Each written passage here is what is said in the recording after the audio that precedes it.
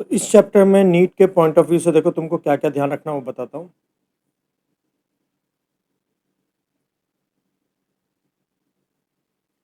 देखो, electric charge में एक तो quantization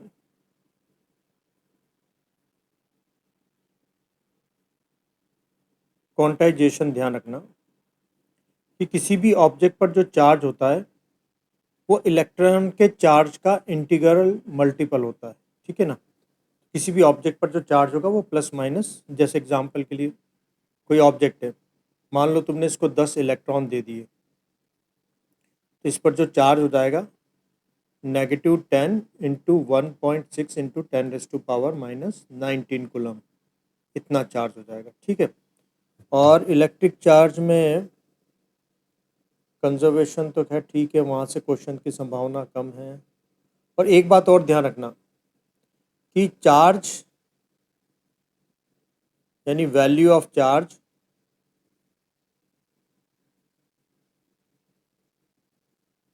does not depend on the speed of does not depend on the speed. ठीक है। जैसे मास तो स्पीड पे डिपेंड करता है ना, जैसे जैसे ऑब्जेक्ट की स्पीड बढ़ाओगे तो उसका मास बढ़ता है इस फॉर्मूले के अकॉर्डिंग, लेकिन चार्ज इंडिपेंडेंट है स्पीड से। ठीक है। तो चार्ज से रिलेटेड इतनी बातें तुम्हें बस ये इंपॉर्टेंट एक फॉर्मूला जो तुम्हें ध्यान रखना है। ठीक है। उसके बाद है कुलम्स लॉ। कुलम्स लॉ क्या बोलता है कि मान लो तुम्हारे पास दो पॉइंट चार्जेस हो, इनके बीच की डिस्टेंस आर हो, तो इनके बीच में जो इलेक्ट्रोस्टैटिक फोर्स लगेगा ना एफ, अगर ये लाइक हैं तो एक एक दूसरे को रिपेल करेंगे, और अगर अनलाइक है तो एक दूसरे को अट्रैक्ट करेंगे। ठीक है। ये जो फोर्स होगा ना, ये के Q1 Q2 upon R square के बराबर होगा। यहाँ पर के एक कांस्टेंट ऑफ प्रोपोर्शनलिटी है, डिपेंड करता है दो फैक्टर्स पर। इसकी वैल्यू जो डिपेंड करती है, नंबर वन, एक तो सिस्टम ऑफ यूनिट पर,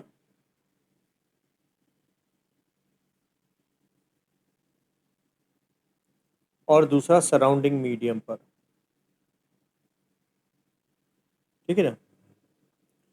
जैसे फॉर अगर हम एसआई सिस्टम ले लें, एसआई सिस्टम में एयर या वैक्यूम के लिए, फॉर एयर और vacuum value of K is 1/4πε0, which is approximately equal to 9 into 10⁻⁹ newton metre square per coulomb square. यहाँ पर जो एप्सिलॉन नॉट है, it is known as permittivity of free space, and it is equal to 8.85 into 10⁻⁻12 पर Newton पर metre square coulomb square. ठीक है। और किसी भी दूसरे मीडियम के लिए के का वैल्यू होता है 1/4πε। यहाँ पर epsilon is known as absolute permittivity of medium.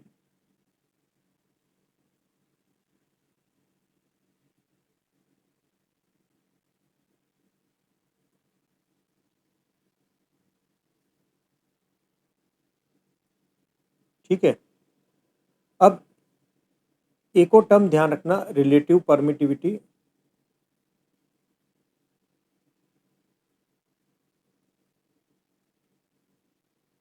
और डाइलेक्ट्रिक कांस्टेंट।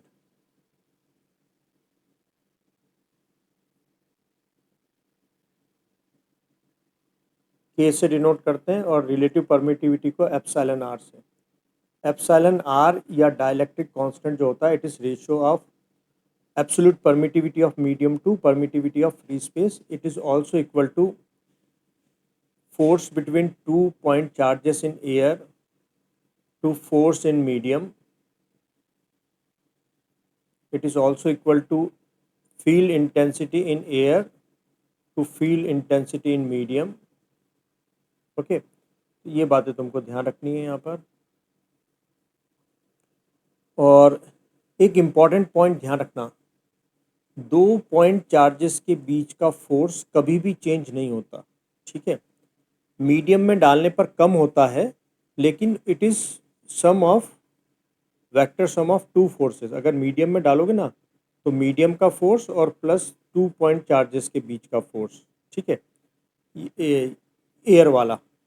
तो नेट तुम्हारे पास मीडियम में डिफरेंट होता है, लेकिन एक पॉइंट स्पेशली बस ध्यान रखना, 2 पॉइंट चार्जेस के बीच में लगने वाला इलेक्ट्रोस्टैटिक फोर्स कभी भी चेंज नहीं होता, ठीक।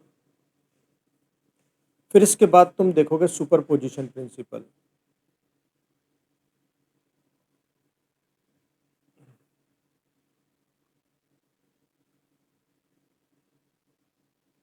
इसके अकॉर्डिंग किसी पॉइंट चार्ज क्यू नॉट पर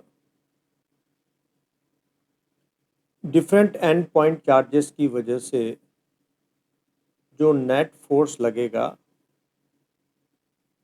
it is equal to vector sum of individual forces exerted by N point charges, है ना। बाकी के सारे पॉइंट चार्जेस जो इस पर फोर्स लगाएंगे, उसका वेक्टर सम इस पर लगने वाला नेट फोर्स होगा। और continuous charge distribution,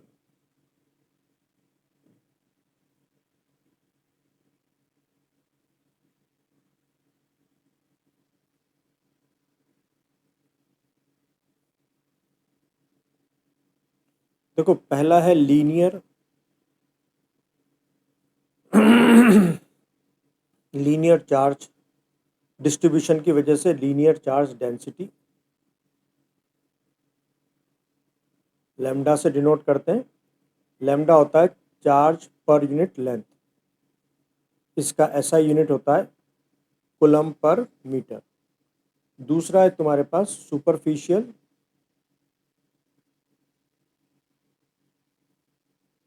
charge density, इसको सिग्मा से डिनोट करते हैं। सिग्मा होता है चार्ज पर यूनिट एरिया, इसका ऐसा यूनिट होता है कूलम पर मीटर स्क्वायर। तीसरी है तुम्हारे पास वॉल्यूम चार्ज डेंसिटी, इसको रो से डिनोट करना है। रो इक्वल टू होता है charge per unit volume coulomb per metre cube, ठीक है। तो ये हो गया charge distribution. Actually Coulomb's law में दो प्रॉब्लम है, एक तो सिर्फ वो 2 पॉइंट चार्जेस के लिए, तो दो से ज़्यादा लगेंगे तो हम सुपरपोजिशन प्रिंसिपल यूज़ करेंगे, और अगर ऑब्जेक्ट पॉइंट चार्ज नहीं है तब हम कंटिन्यूस चार्ज डिस्ट्रीब्यूशन का यूज़ करके किसी एक माइक्रोस्कोपिक एलिमेंट की वजह से फोर्स निकाल करके थ्रू आउट इंटीग्रेट कर देते हैं, ठीक है। इसके बाद है तुम्हारे पास इलेक्ट्रिक फील्ड।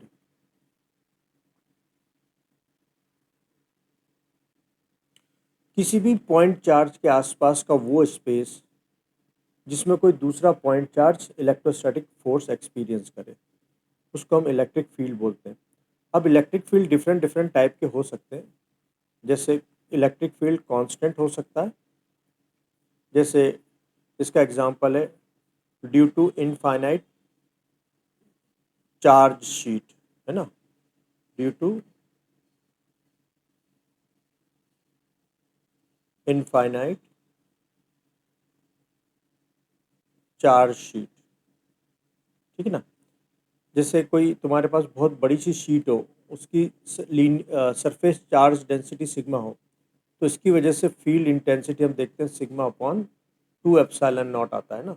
तो इसकी वजह से जो फील्ड बनता है इट इज़ कांस्टेंट टाइप का। दूसरा टाइम के साथ बदलने वाला, इसका एग्जांपल है electric field associated with electromagnetic wave. Electromagnetic wave के साथ जो इलेक्ट्रिक फील्ड होगा, एक्चुअली इलेक्ट्रोमैग्नेटिक वेव के साथ टाइम वेरिंग इलेक्ट्रिक और टाइम वेरिंग मैग्नेटिक फील्ड होता है। ये फील्ड टाइम के साथ वेरी करने वाला होता है। तीसरा होता है डिस्टेंस के साथ बदलने वाले, डिस्टेंस वेरिंग। ये जैसे ड्यू टू पॉइंट चार्ज, एक पॉइंट चार्ज से जैसे जैसे दूर जाओगे इलेक्ट्रिक फील्ड कम होगा, तो इसका एग्जांपल है ड्यू टू पॉइंट चार्ज। ठीक है ना। अब डिस्टेंस के साथ बदलने वाले फील्ड को समझने के लिए हमारे पास तीन फिजिकल क्वांटिटी है। एक है इलेक्ट्रिक फील्ड इंटेंसिटी,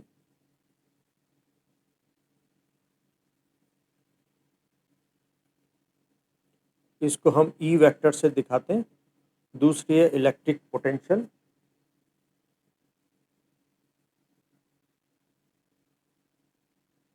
ये स्केलर है, इसको हम वी से दिखाते हैं। तीसरी है इलेक्ट्रिक फील्ड लाइंस।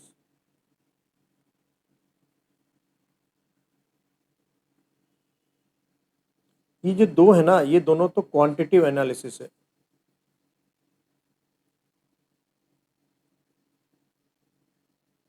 मतलब तुम्हें फॉर्मूला मिलेगा जो बताएगा कि इलेक्ट्रिक फील्ड कैसे वेरी कर रहा है डिस्टेंस के साथ। और इलेक्ट्रिक फील्ड लाइंस जो है ये क्वालिटेटिव एनालिसिस है।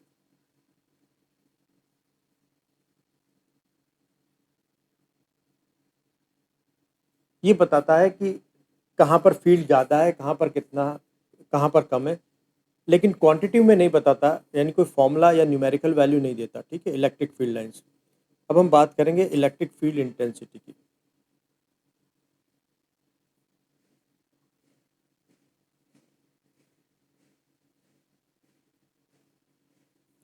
इलेक्ट्रिक फील्ड इंटेंसिटी क्या है? 1 कूलम चार्ज पे लगने वाला फोर्स है किसी फील्ड में। तो तुम इलेक्ट्रिक फील्ड इंटेंसिटी से इतना समझना, it is force experience by unit charge. इसको हम ऐसे लिख सकते हैं, डिफाइन कर सकते हैं, limit Q tends to zero F upon Q, है ना। ये लिमिट हम इसलिए लगाते हैं क्योंकि जैसे मान लो कोई हम कैपिटल Q चार्ज की वजह से R डिस्टेंस पर इलेक्ट्रिक फील्ड इंटेंसिटी नाम पे जा रहे हैं, तो यहाँ पर अगर हम Q चार्ज रखें और Q चार्ज पर F फोर्स लगे, तो हम नहीं चाहते कि Q का फील्ड यहाँ पर डोमिनेंट हो। तो हम स्मॉल q के फील्ड को मिनिमम रखना चाहते हैं, इसलिए हम बोलते हैं कि Q की वैल्यू लगभग जीरो के पास हो, स्मॉल q की वैल्यू, है ना। तो ये हो गया।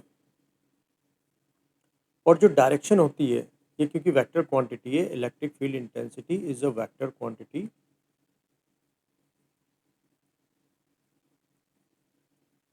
इसकी डायरेक्शन जो होती है along the direction of force experience by test charge. तो जब भी तुमको टेस्ट चार्ज बोला जाए, तो टेस्ट चार्ज का मतलब है मिनिमम वैल्यू का पॉजिटिव चार्ज। तो पॉजिटिव चार्ज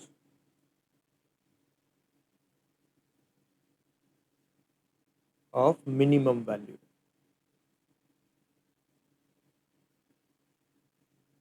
ओके, इसकी डायरेक्शन है along the direction of force, along the direction of force experienced by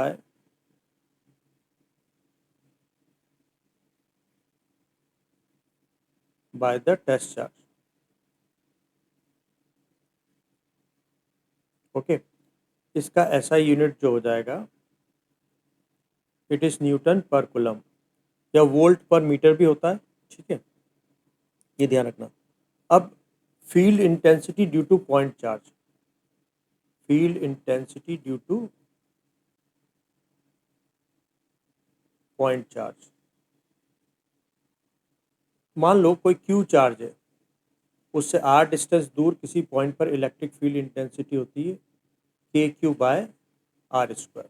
ठीक है, ये डिस्टेंस के साथ तेजी से ड्रॉप होती है, इन्वर्सली प्रोपोर्शनल है स्क्वायर के। ठीक है, तो ऐसा कुछ ग्राफ बनेगा तुम्हारे पास। अब ड्यू टू रिंग,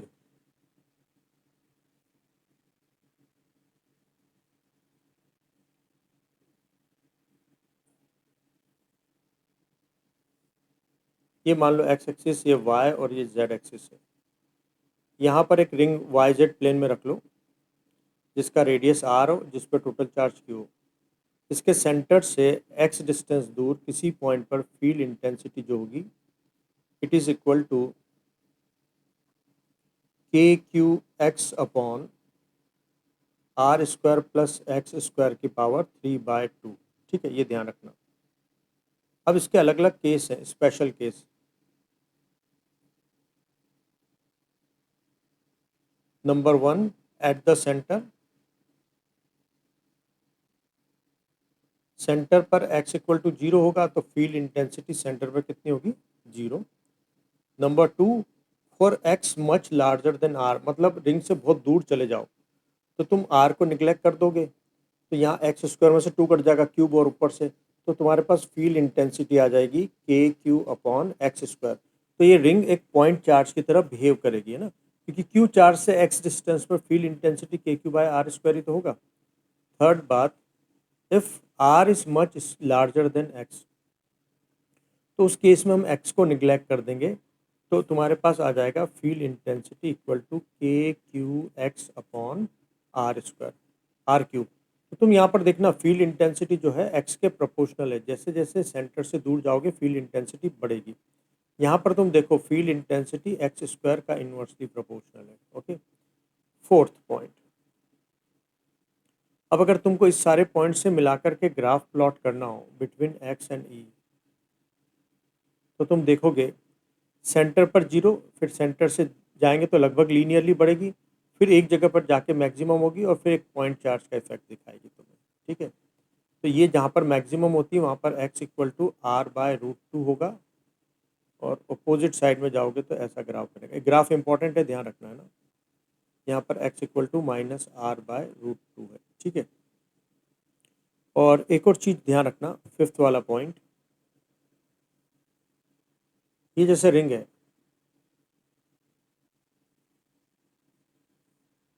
अब तुम रिंग के पास कोई नेगेटिव क्यू चार्ज रख देते हो, जैसे सपोज ये प्लस चार्ज की है, यानी रिंग का और इस चार्ज का जो साइन है वो अपोजिट होना चाहिए। अगर रिंग पर नेगेटिव है तो इस पर प्लस है, तो ये क्या होगा, जैसे प्लस की वजह से फील्ड इंटेंसिटी इस डायरेक्शन में, लेकिन फोर्स इसको अट्रैक्शन का मिलेगा, तो ये चार्ज पार्टिकल सेंटर की तरफ भागेगा, फिर यहाँ पर नेट फोर्स 0 हो जाएगा, तो ये मीन पोजीशन, लेकिन ये इनर्शिया की वजह से आगे निकल जाएगा, लेकिन इसको रिंग वापस खींचेगी तो ये ऑसिलेशन करेगा। ठीक है, अब अगर देखो तुमको पता है ना मोशन क्या,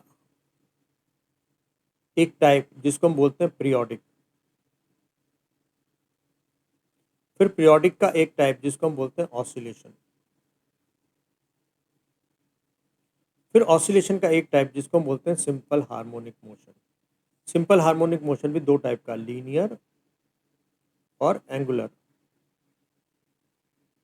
लीनियर के लिए क्या कंडीशन जरूरी है कि F is proportional to minus X. ठीक है, और फिर यहाँ से तुम देखोगे A equal to minus omega square X आता है, तो यहाँ पर भी तुम इस चार्ज पे लगने वाला फोर्स अगर देखोगे तो वो हो जाएगा माइनस के क्यू क्यू अपॉन एक्स।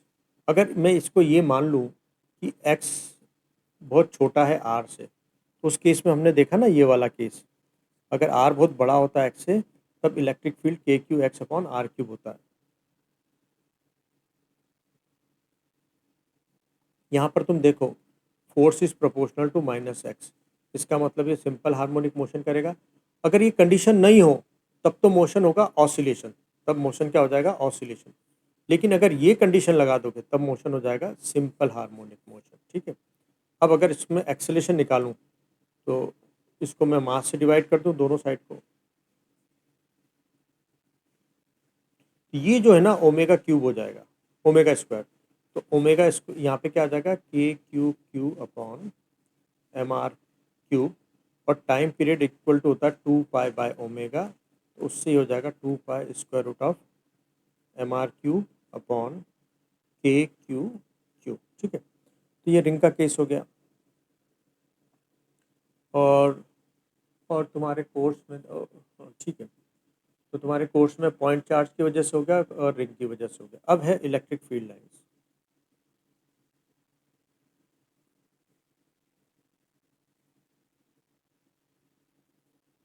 देखो ये मान लो प्लस चार्ज था तुम्हारे पास, इसके पास कोई टेस्ट चार्ज छोड़ोगे तो प्लस चार्ज उस टेस्ट चार्ज को ऐसे दूर भगा देगा।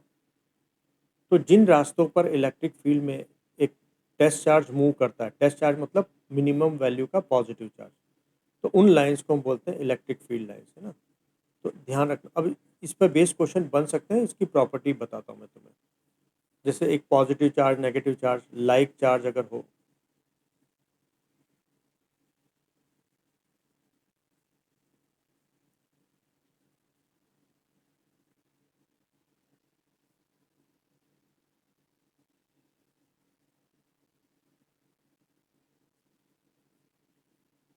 और अगर अनलाइक नेगेटिव अगर लाइक चार्ज हो तो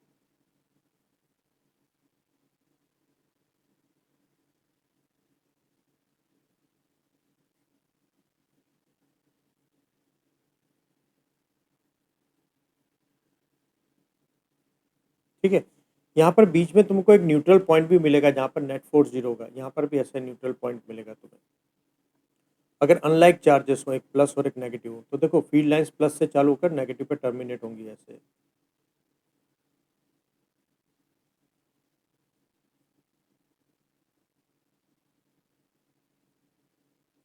ठीक है, अब इसकी प्रॉपर्टीज तुम्हें ध्यान रखनी होंगी।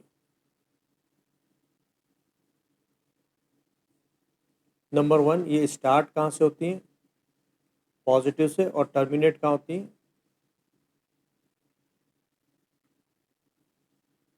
Negative charge. दूसरी बात, ये ओपन लूप बनाती हैं। इलेक्ट्रिक फील्ड लाइंस की दो प्रॉपर्टी मैग्नेटिक फील्ड लाइन से अलग होती हैं। ठीक है, एक तो ये property, electric field lines open loop बनाती है, लेकिन magnetic field lines close loop बनाती है। जैसे बाहर वो नॉर्थ से साउथ चलती हैं और अंदर साउथ से नॉर्थ चलती है। ठीक है, यही वजह है कि ये, क्योंकि magnetic field lines close loop बनाती है तो उनका कोई मोनोपोल एग्जिस्ट नहीं करता, मतलब अकेला नॉर्थ या अकेला साउथ एग्जिस्ट नहीं करेगा। लेकिन ओपन लूप बनाती है तो जहाँ से फील्ड लाइंस निकलती है वहाँ पॉजिटिव चार्ज, और जहाँ पर टर्मिनेट होती है वहाँ नेगेटिव चार्ज का लोकेशन होता है। तीसरी बात, tangent to electric field lines denotes direction of electric field intensity and force also. यानी इलेक्ट्रिक फील्ड लाइंस के किसी भी पॉइंट पर तुम जो टेंजेंट ड्रॉ करोगे वो उस पॉइंट पर इलेक्ट्रिक फील्ड इंटेंसिटी की डायरेक्शन शो करेगा, और उस पॉइंट पर पॉजिटिव चार्ज पर लगने वाले फोर्स की डायरेक्शन भी डिनोट करेगा। ठीक है, इसलिए इलेक्ट्रिक फील्ड लाइंस को कई बार हम इलेक्ट्रिक फोर्स लाइन भी बोल सकते हैं। नंबर फोर, ये अपने लेंथ के परपेंडिकुलर डायरेक्शन में एक दूसरे को रिपेल करती हैं। इस वजह से जैसे यहाँ पर अपनी लेंथ से परपेंडिकुलर डायरेक्शन में एक दूसरे पे फोर्स लगाती हैं, जिससे लेटरल प्रेशर एक्सपीरियंस करती हैं, which is cause of repulsion between like charges. तो electric field lines experience lateral pressure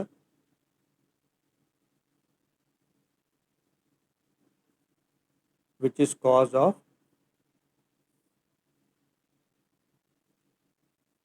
repulsion between like charges। और इलेक्ट्रिक फील्ड लाइन से ना अपना लेंथ कम करने की कोशिश करती है, तो लेंथ वाइज कॉन्ट्रैक्ट करने की कोशिश करती है। यही वजह है कि अनलाइक चार्जेस के बीच में अट्रैक्शन फोर्स होता है। तो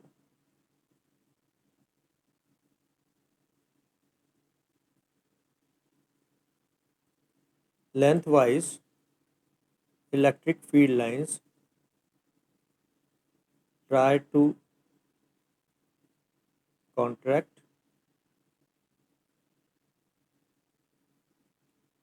which is cause of repulsion or which is cause of attraction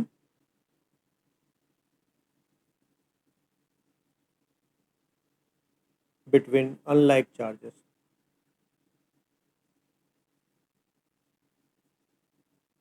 number six, ये जहाँ पर क्राउडेड है वहाँ पर फील्ड ज़्यादा है, और जहाँ पर ये स्पेसियस है वहाँ पर फील्ड कम है, तो इनकी number density electric field intensity की रिलेटिव स्ट्रेंथ बताती है। तो नंबर डेंसिटी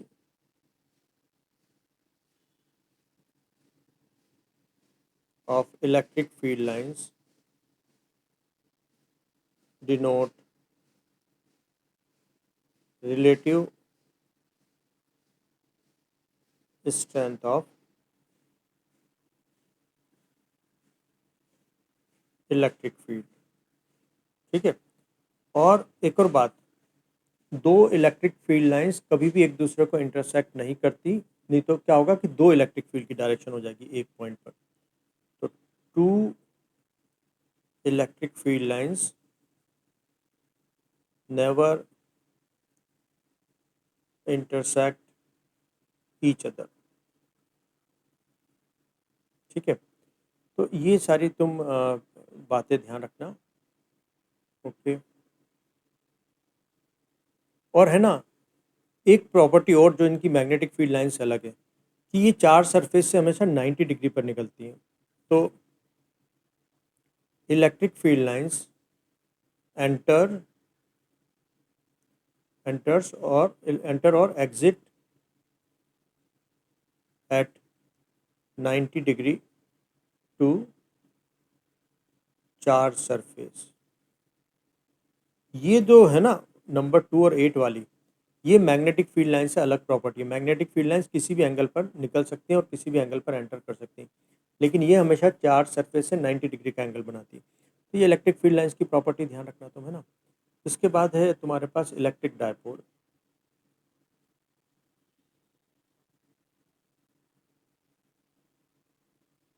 देखो, system of two equal and opposite charges which are lying at a small distance is known as electric dipole, है ना। तो और एक और चीज, जैसे नेचर में तुमको हाइड्रोजन क्लोराइड एटम मिला होगा, तो ये एक तरह का नेचर में प्रेजेंट इलेक्ट्रिक डायपोल है। इस यहाँ पर 1.27 एंगस्ट्रॉम होती है इनके बीच की डिस्टेंस, ठीक है। तो इसी तरह से ये हो गया इलेक्ट्रिक डायपोल। यहाँ पर एक फिजिकल क्वांटिटी डिफाइन करेंगे, इलेक्ट्रिक डायपोल मोमेंट।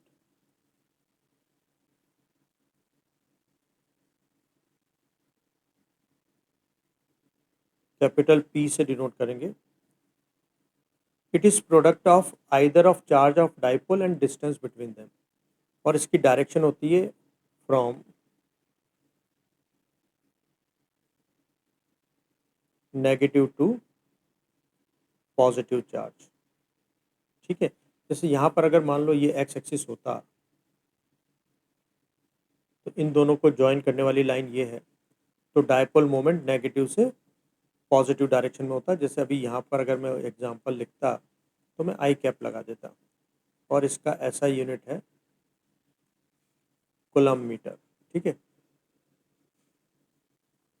अब तुम्हें मान लो जैसे ऐसा क्वेश्चन आ जाए, मान लो यहाँ पे दिया हुआ हो -2 क्यू चार्ज, यहाँ पर दिया हुआ हो क्यू चार्ज, यहाँ पर दिया हो क्यू चार्ज, ये डिस्टेंस दे रखी हो मान लो ए, ये डिस्टेंस दे रखी हो 2a, ठीक है। तो अब देखो डायपोल मोमेंट दो बनेंगे तुम्हारे पास, तुम इसको ऐसा कंसीडर कर सकते हो, एक -q और +q ए डिस्टेंस पर, एक -q और +q 2a डिस्टेंस पर, ठीक है। तो अब डायपोल मोमेंट तुम्हारे पास दो डायपोल बन गए ना, एक नेगेटिव से पॉजिटिव इधर P1, एक नेगेटिव से पॉजिटिव इधर P2, ठीक है।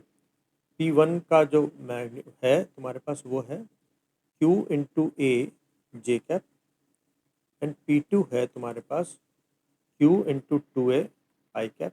नेट डायपोल मोमेंट इन दोनों के वेक्टर सम से आएगा। इस तरह का क्वेश्चन आए तो इस तरह से सॉल्व कर देना, ठीक है। अब इलेक्ट्रिक फील्ड इंटेंसिटी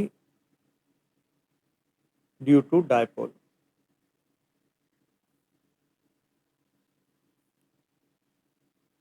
देखो मान लो तुम्हारे पास कोई डायपोल है, ये है -q, ये है +q। मान लो इसके कोऑर्डिनेट है -a,0, इसके कोऑर्डिनेट है a,0। टोटल कितनी डिस्टेंस होगी 2a की, ठीक है। इसका डायपोल मोमेंट जो हो जाएगा वो q इंटू 2a आई कैप की डायरेक्शन में, क्योंकि नेगेटिव से पॉजिटिव होता है, ठीक है। अब इसकी एक एक्सियल लाइन, ये जो होगी इसकी एक्सियल लाइन होगी दोनों पॉइंट चार्जेस को ज्वाइन करने वाली लाइन, ठीक है। और इनका परपेंडिकुलर बाइसेक्टर जो होगा इक्वेटोरियल लाइन होगी, ठीक है। अब इसके एक्सियल पॉइंट पर, किसी पॉइंट पर इसके इनके सेंटर से r डिस्टेंस दूर कोई पी पॉइंट पर तुम्हें फील्ड, पी तो हो गया हमारे पास, एम पॉइंट पर फील्ड इंटेंसिटी निकालनी है, और या फिर आर डिस्टेंस दूर किसी इक्वेटोरियल पॉइंट पर एन पर फील्ड इंटेंसिटी निकालनी है। तो देखो मैं तुम्हें बता देता हूँ फॉर्मूले। इसकी एक्सियल के किसी पॉइंट पर फील्ड इंटेंसिटी होती है 2 kp R upon R square minus A square का होल स्क्वायर, ठीक है। या अप्रॉक्सीमेट केस में when R is much larger than A, तो एक्सियल पॉइंट पर फील्ड इंटेंसिटी होती है 2 kp अपॉन आर क्यूब। ध्यान रखना एक्सियल पॉइंट पर फील्ड जो होगा वो along the direction of dipole moment होगा, लेकिन इक्वेटोरियल पर जो फील्ड होता है वो देखो डायपोल मोमेंट जो है वो हमारे पास आई कैप की डायरेक्शन में है। तो यहाँ पर एक्सियल वाला तो सेम उसी डायरेक्शन में बनता है, लेकिन इक्वेटोरियल वाला डायपोल मोमेंट से अपोजिट डायरेक्शन में बनता है। तो यहाँ पर इक्वेटोरियल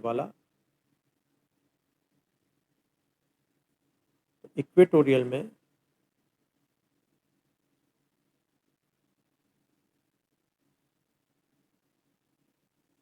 ये हो जाता है तुम्हारे पास K P minus K P, opposite direction में बन रहा है ना, R square plus A square की पावर 3/2, ठीक है। अप्रॉक्सीमेट केस में इक्वेटोरियल पर जो बनेगा it is equal to minus K P upon R cube, ठीक है। ये बातों का तुम ध्यान रखोगे। तुम देख सकते हो कि इस अप्रॉक्सीमेशन केस में जो एक्सियल वाला है it is negative and double of equatorial वाला, उससे डबल है और अपोजिट डायरेक्शन में है। तो ये केसेस ध्यान रखोगे। तुम एक जनरल केस भी ध्यान रख सकते हो।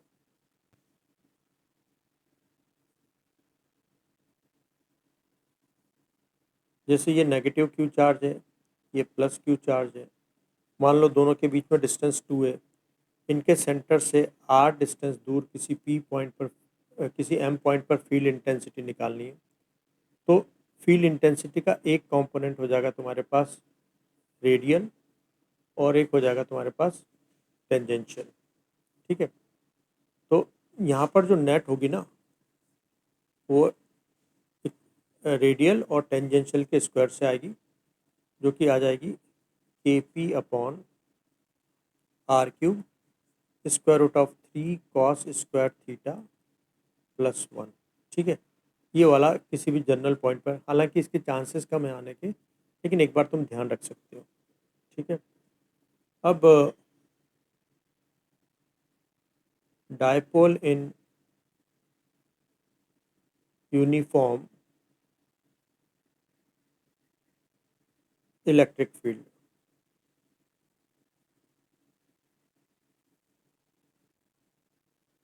ठीक है। मान लो एक यूनिफॉर्म इलेक्ट्रिक फील्ड है। यूनिफॉर्म इलेक्ट्रिक फील्ड को दिखाने के लिए इक्वी डिस्टेंस पैरेलल लाइन हम यूज़ करते हैं, ठीक है। यहाँ पर एक डायपोल रखा हुआ है माइनस क्यू प्लस क्यू, ठीक है। टू, मान लो इन दोनों चार्ज पार्टिकल के बीच की डिस्टेंस डी है, इनका डायपोल मोमेंट पी और इलेक्ट्रिक फील्ड में एंगल मान लो थीटा डिग्री का है, ठीक है। तो इस पर जो टॉर्क लगेगा ना वो पी क्रॉस ई से आता है, और तुम मैग्नीट्यूड की बात करो तो पी ई साइन थीटा से। पी हम निकालना जानते हैं, क्यू इंटू डी से आ जाएगा।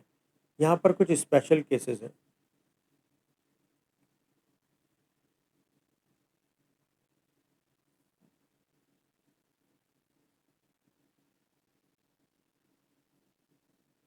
नंबर 1, अच्छा यहाँ नहीं, नेक्स्ट पेज पे देख लेते हैं।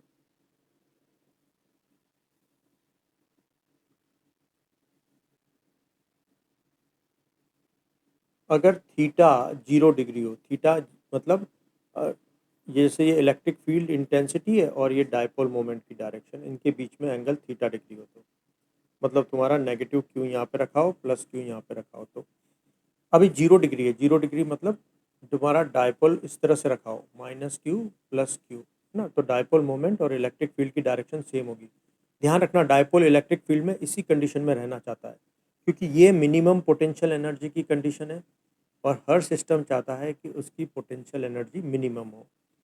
तो इस केस में टॉर्क भी 0, फोर्स भी जीरो आता है। अच्छा ध्यान रखना, यूनिफॉर्म इलेक्ट्रिक फील्ड में रखोगे तो इस पे लगने वाला फोर्स हमेशा जीरो होगा। ओके, ये है स्टेबल इक्विलिब्रियम।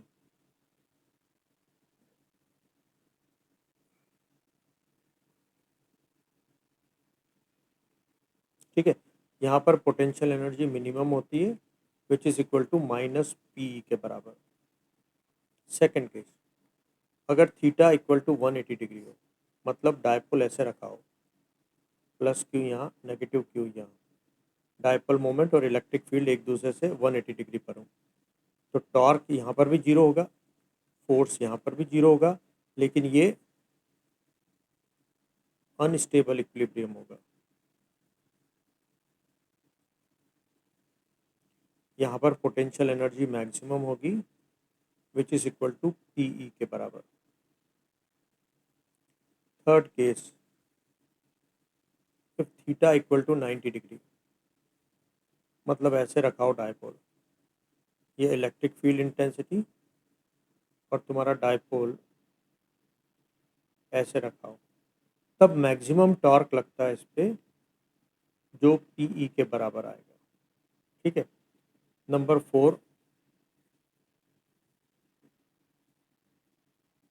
अगर तुम डायपोल को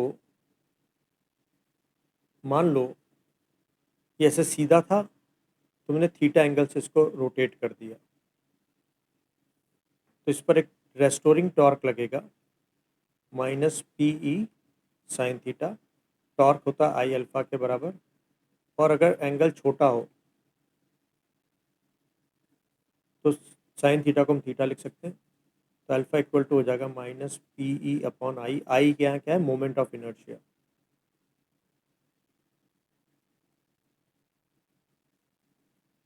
मास की जगह पे काम जो करता है। ठीक है, ये जो डायमेंशंस है ये ओमेगा स्क्वायर के डायमेंशंस है, तो ओमेगा कितना हो जाएगा पीई अपॉन आई। ये ना सिंपल हार्मोनिक मोशन करेगा, इस केस में ऑसिलेट करना स्टार्ट कर देगा, और उसका जो टाइम पीरियड हो जाएगा 2 पाई बाय ओमेगा से 2 pi square root of I upon PE, और इसकी लीनियर फ्रिक्वेंसी 1/t से हो जाएगी 1/2 pi square root of PE upon I. ठीक है,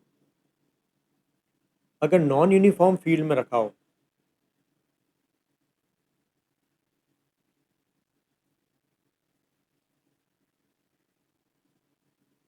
ठीक है, जैसे मान लो नॉन यूनिफॉर्म फील्ड को दिखाने के लिए हम पैरेलल लाइन नहीं बनाते, ये कोई इलेक्ट्रिक फील्ड है। ठीक है, अब डायपोल ऐसे रखा हो मान लो, ठीक है, तब इस पे फोर्स नॉन जीरो होगा, फोर्स भी लगेगा, और अगर यहाँ पर P और E के बीच में एंगल 0 डिग्री नहीं है तो फिर टॉर्क भी लगेगा। लेकिन अगर ऐसा होता कि नॉन यूनिफॉर्म फील्ड है ना, मतलब कम ज़्यादा हो रहा है, और डायपोल इस तरह से रखा है कि डायपोल मोमेंट और इलेक्ट्रिक फील्ड के बीच में एंगल 0 डिग्री है, तब खाली फोर्स लगेगा लेकिन टॉर्क नहीं लगेगा। ध्यान रखना, तो नॉन यूनिफॉर्म इलेक्ट्रिक फील्ड में रखने पर डायपोल पर फोर्स तो डेफिनेटली लगेगा, लेकिन टॉर्क लगेगा या नहीं लगेगा वो डिपेंड करेगा कि डायपोल मोमेंट और फील्ड इंटेंसिटी के बीच में कितना एंगल है। लेकिन यूनिफॉर्म फील्ड में रखोगे तो फोर्स तो नेसेसरली जीरो है, टॉर्क लग भी सकता है, यानी टॉर्क की वैल्यू जीरो वगैरह भी हो सकती है, तो ये बात ध्यान रखना तुम। ठीक, अब है गॉस थ्योरम। गॉस, और पहले इलेक्ट्रिक फ्लक्स देख लेते हैं।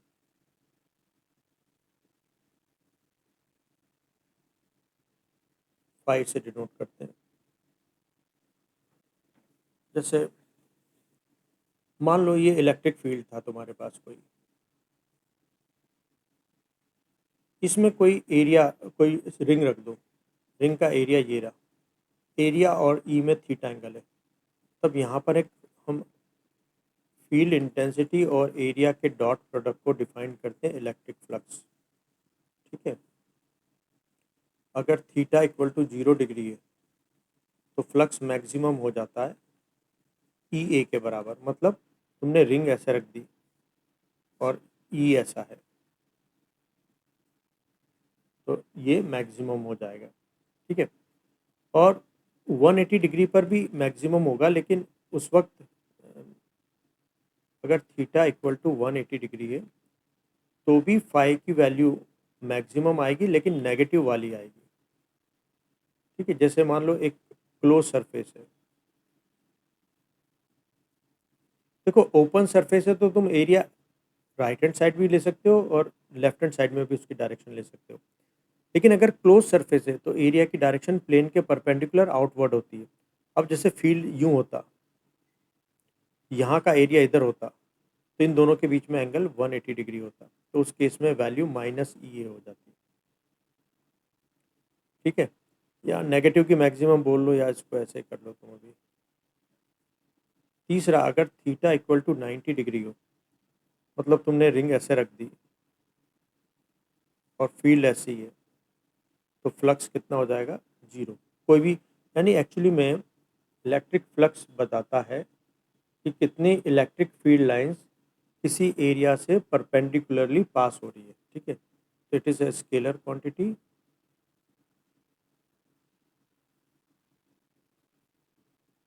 ऐसा ही यूनिट हो जाएगी इसकी Newton metre square per coulomb.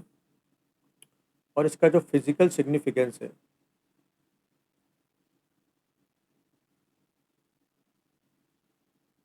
That it denotes number of electric field lines passing perpendicularly perpendicular to given area। ठीक है, अब है हमारे पास गॉस लॉ।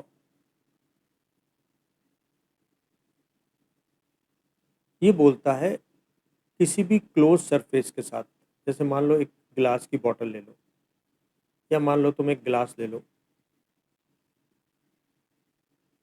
इसमें कोई तुमने क्यू चार्ज रख दिया, तो इससे इलेक्ट्रिक फील्ड लाइंस ऐसे पास होंगी। तो इन इलेक्ट्रिक फील्ड लाइंस की वजह से जो फ्लक्स एसोसिएटेड होगा, it is enclose charge upon epsilon. यहाँ पर क्यू क्या है? It is enclose charge. ठीक है,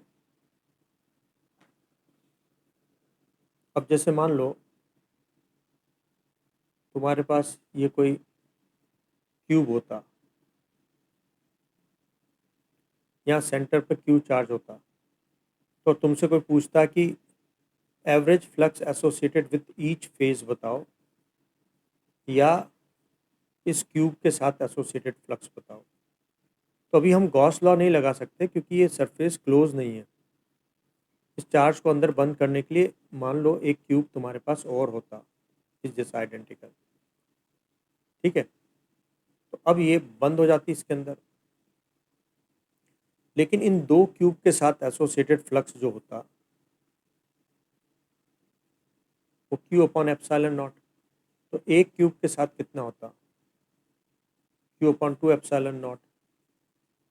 ठीक है, अब एक फेस के साथ, अब चक्कर क्या है कि तुमने जब एक और क्यूब इसके पास में रखा तो ये फेस इनफेक्टिव हो गया, इसके लिए अंदर में बंद हो गया। अब 5 फेस बचे तुम्हारे पास, तो ये 5 फेसेस के साथ है Q upon two epsilon not.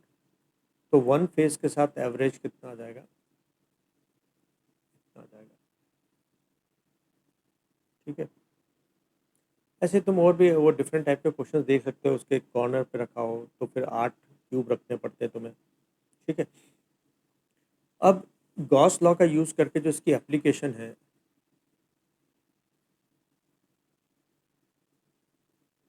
Number 1, due to infinite linear charge distribution. मानो एक लंबी सी रॉड है, इसके ऊपर लीनियर चार्ज डेंसिटी लेमडा है, तो इससे x डिस्टेंस दूर पर फील्ड इंटेंसिटी जो हो जाएगी lambda upon 2 pi epsilon not x। ठीक है, ये देखो x के साथ डिक्रीज होती हुई है, नॉन यूनिफॉर्म फील्ड है। इलेक्ट्रिक फील्ड इंटेंसिटी की डायरेक्शन तो नहीं बदलेगी, लेकिन उसकी वैल्यू कम होती जाएगी जैसे जैसे दूर जाओगे रॉड से। ठीक है, ये बात ध्यान रखना तुम्हें ना। ये रेक्टेंगुलर हाइपरबोला है।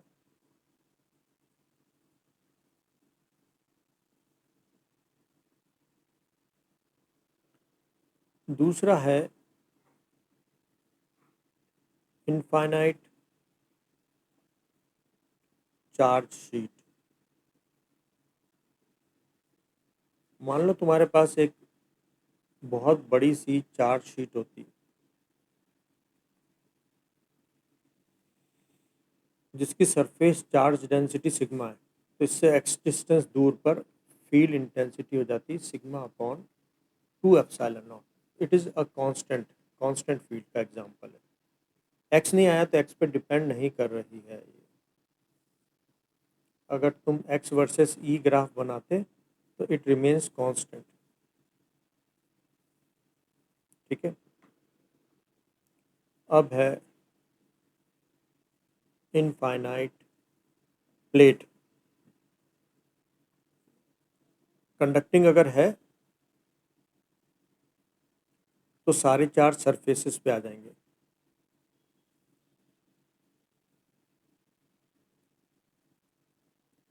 इससे एक्स डिस्टेंस दूर पर जो फील्ड बनेगा वो शीट का डबल हो जाएगा। ठीक है ना, शीट का सिग्मा अपॉन 2 एप्सिलॉन नॉट था, इसका सिग्मा अपॉन एप्सिलॉन नॉट। ठीक है, और इसका भी अगर तुम देखोगे एक्स के साथ ये फील्ड डिपेंड नहीं करेगा, सिग्मा अपॉन एप्सिलॉन नॉट रहेगा। ठीक है, फोर्थ, स्फेरिकल शेल हो, चाहे वो कंडक्टिंग हो या नॉन कंडक्टिंग हो, यानी इंसुलेटिंग हो, या फिर कंडक्टिंग सॉलिड स्फीयर हो। तीन चीजें आ गई है ना, शेल, कंडक्टिंग नॉन कंडक्टिंग और कंडक्टिंग सॉलिड स्फीयर। उन सब के लिए एक ही चीज होती है। जैसे मान लो ये वो स्फीयर ले लिया हमने या शेल ले ली जिसका रेडियस आर है, इस पे टोटल क्यू चार्ज है, तो एक्चुअली इन सभी के केस में जो भी टोटल चार्ज रहेगा ना वो सरफेस पर ही रहेगा, अंदर नहीं रह सकता। तो अब तीन लोकेशंस हम आइडेंटिफाई करते हैं। एक अंदर किसी पॉइंट पर R less than R, surface पर, सरफेस के बाहर किसी पॉइंट पर। फील्ड इंटेंसिटी अगर हमको पता करनी हो, आर ग्रेटर देन आर के लिए फील्ड इंटेंसिटी होगी K Q upon R square. Case two, surface पर बात करेंगे तो field intensity maximum K Q by R square. अंदर किसी पॉइंट पर बात करोगे तो फील्ड इंटेंसिटी जीरो, अंदर फील्ड इंटेंसिटी जीरो। इस बात को अगर हम ग्राफ पे दिखाना चाहें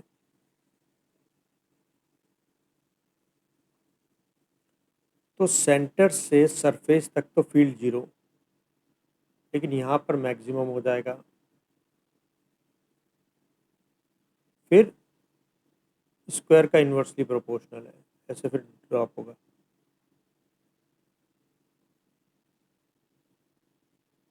ई is inversely proportional to R square. ठीक है, अब एक लास्ट केस इसका, सॉलिड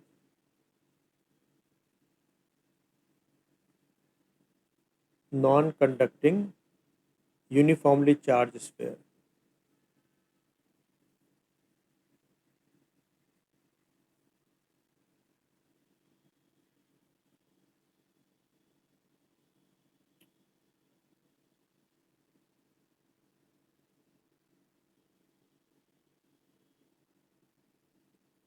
ये मान लो आर रेडियस का स्फीयर है और ये यूनिफॉर्मली चार्ज है।